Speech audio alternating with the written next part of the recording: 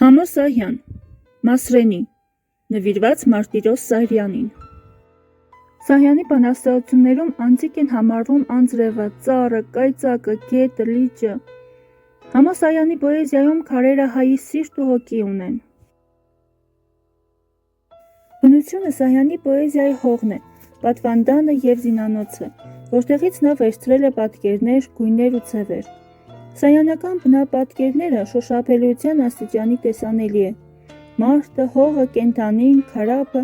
ներդաշնակության մեջ են և լրացնում են միմյանց։ Ինչպես ամեն արվեստագետ, Համո Սահյանը ևս ունի իր նախասիրած թեմաները, բանաստեղծական իր անկյունը, իր նշնչարանը, դա լեռնաշխարհի բնությունն է, հարազատ որոտանի եզերքը, որն այնքան գույներ ու բույրեր է պարգևել նրա պոեզիային։ Համո Սահյանի պոեզիան բնության ձայնն է, նա ասես լցված է բնությամբ, նրա որոտանը շարաչում է բոլորովին նոր ձայներով։ Մասրենին իմ երկրի կերպարն է, օտարն ինձ պիտի ճանաչի Մասրենու թփով ժայռի մեջ խրված։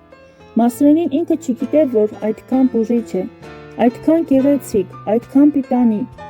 Մասրենին չգիտե և չէր էլ կարող իմանալ, որ ինքը հայ է, հայի բնավորություն, որ այդքան բնորոշ է մեր ազգին։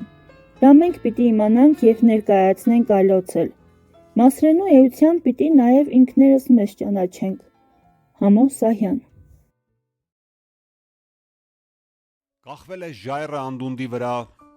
և դարեր այդպես կախված է մնում, ջրերի մեջ են ոտքերը նրա, իսկ գլխին հոգնած ամպերն են քնում։ Կախվել է ժայռը կորընթացի չել ժամանակների ջանքով անմեկին, երկնքի և խոր անդունդի միջև դարձել քարեղեն ուրույն մի երկինք, և այդ քարեղեն երկնքի միջից Մասրի մի թուփ է գլխի վայր ուսել, որ դալարել է երկնքի շնչից, բայց ոչ մի անգամ երկինք չի տեսել։ Երկինք չի տեսել թուփն այդ հիրավի,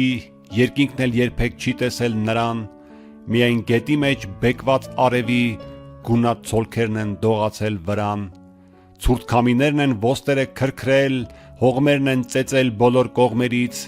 բայց նա ժեռ քարից սնունդ է առել և ջուր է առել խոնավ հողմերից,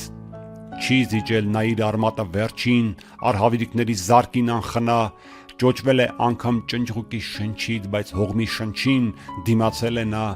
դիմացել է պիրկ պարանի նման արմատով կարճած քարե երկնքին, շյուղեր է տվել և ամեն գարնան քնքշորեն ծաղկել, բուրել է կրկին, և շնչում են դեռ զվարթ սոսափում, գարնան ծաղկումը ոստերը նրա, աշնան կարմիրը մասուր են թափում անդունդով անցնող կածանի վրա, կախվել է ժայռը անդունդի վրա, և հավիտյան էլ կախված մնա թող, քանի քարեղեն զանգվածը նրա Մասրենու համար երկինք է ու հող։